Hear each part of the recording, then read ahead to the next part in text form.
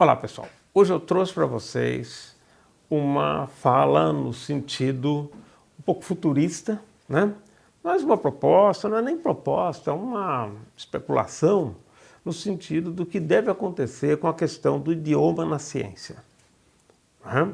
Durante muitos anos houve muito debate, muita coisa acerca de publicar no idioma, né, nacional do seu próprio país ou num idioma internacional. E ciência é a priori internacional, não tem como, não tem como. Os problemas que a gente investiga aqui são em outros contextos investigados também, e essa conversa entre países é o que é importante para que se consiga estabelecer padrões, para que se consiga perceber como que o sistema funciona, né, num ambiente mais macro, e isso pode então ser aproveitado em outros setores em diversos casos. Então, nesse sentido, a ciência ela é internacional, não tenha dúvida disso. A pesquisa não, a pesquisa pode ser local, mas a ciência sim. E é óbvio que nesse sentido, né, e se pegarem também um dos vídeos que eu gravei aqui falando por que nós publicamos, né, que está ligado com o fato de se submeter à crítica dos seus pares, tá? Então também é importante saber que seus pares estão espalhados pelo mundo. Então, nesse sentido, não é? A linguagem internacional é necessária. E durante muito tempo essa discussão corria e algumas áreas se negavam a publicar em inglês, outras publicavam. Obviamente, lá atrás, as publicações eram principalmente em latim, né? Depois isso foi vindo dentro do conhecimento humano e tal. E a ciência pegou muito a questão da publicação em inglês. E isso é óbvio que vem de uma dominação, de um poderio econômico, coisa e tal, que fez com que o inglês fosse ficando um idioma mais universalizado, tá certo? Embora a França brigue um pouquinho com isso, mas na verdade a Alemanha também, né? Mas na verdade predomina o inglês. Eu não vou discutir o inglês, eu vou discutir o seguinte. Óbvio que, se nós queremos conversar com pessoas de diferentes nacionalidades, de diferentes idiomas, diferentes línguas, é óbvio que nós precisamos estabelecer um acordo aí. Não é? E o acordo era estabelecido nesse sentido. Um país dominante acabava, né, impondo, ou o povo acabava aproveitando esse idioma, seja lá como for, né, para usar como linguagem internacional. Isso foi muito forte. Agora, é lógico que como cientista, a gente sabe muito bem que escrever em inglês não é fácil, escrever em outro idioma não é fácil. Tá? O indivíduo pode falar assim, eu moro faz 5 anos nos Estados Unidos. Eu falei, daí? O que são 5 anos nos Estados Unidos para você dizer que você escreve bem em inglês? Você pode entender bem, conversar com as pessoas, tudo bem, como qualquer brasileiro conversa, como qualquer pessoa conversa no seu respectivo idioma. Isso é fácil, né? Agora, pensa, 5 anos lá, será que você aprendeu a escrever de forma bem escrita, né, as coisas em inglês? Há quantos anos nós estamos no Brasil? Veja a sua idade, não é?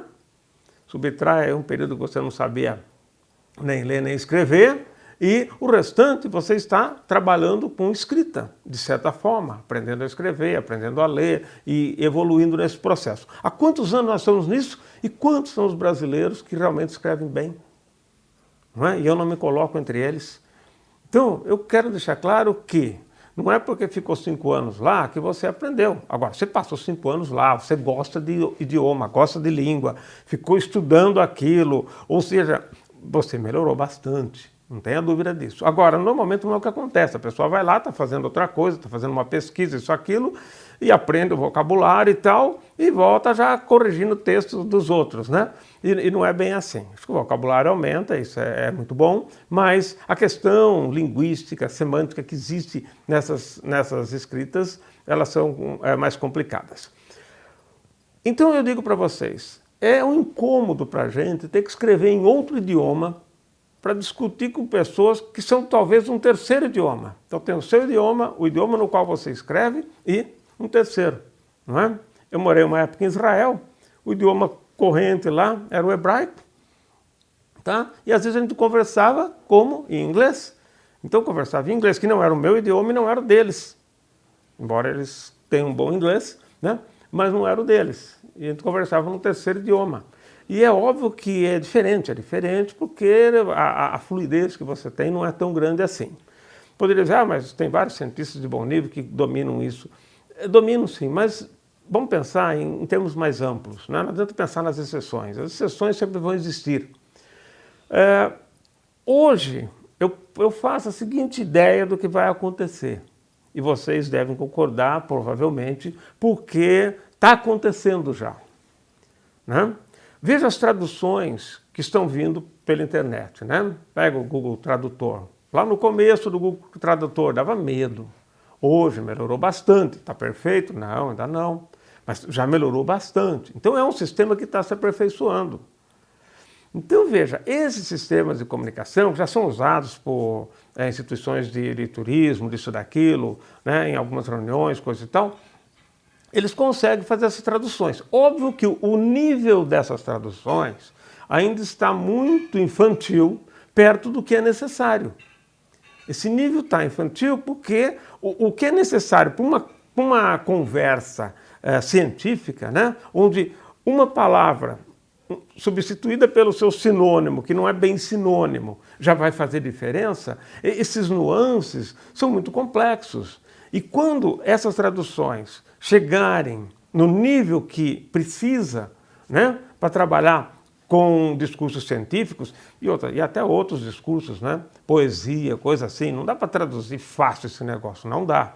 Mas falando especificamente da ciência, né, embora seja um pouco mais técnico, talvez seja um pouco mais fácil do que certas áreas da nossa língua, né, do idioma, como eu falei, poesia e outros livros, né, até mesmo filosofia, é muito complicado. Então, quando estiver nesse nível, o que vai acontecer? Tá?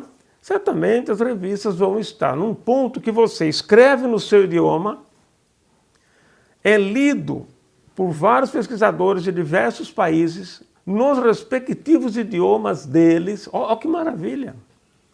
Você abre o trabalho, pumba, já deixa padronizado lá, ele já abre escrito no seu idioma. Né? Então você vai ler, no caso aqui no Brasil, né? Você vai ler em português toda a literatura e vai escrever para publicar em português, que você vai chegar lá no idioma que precisar. Veja, outro dia eu estava num chat com o pessoal de um software que eu assino aqui, e eu perguntei para eles, vocês preferem, ou como vocês preferem, não, mas vocês me permite que eu fale em português ou preferem, ou tem que ser em inglês? Aí eles falaram, não, pode escolher o idioma que você quiser. O idioma que você quiser. E aí nós conversamos, eu em português e eles em inglês, mas chegava traduzido. Então é isso que vai acontecer com as revistas. É isso que vai acontecer. E eu acho extremamente democrático isso.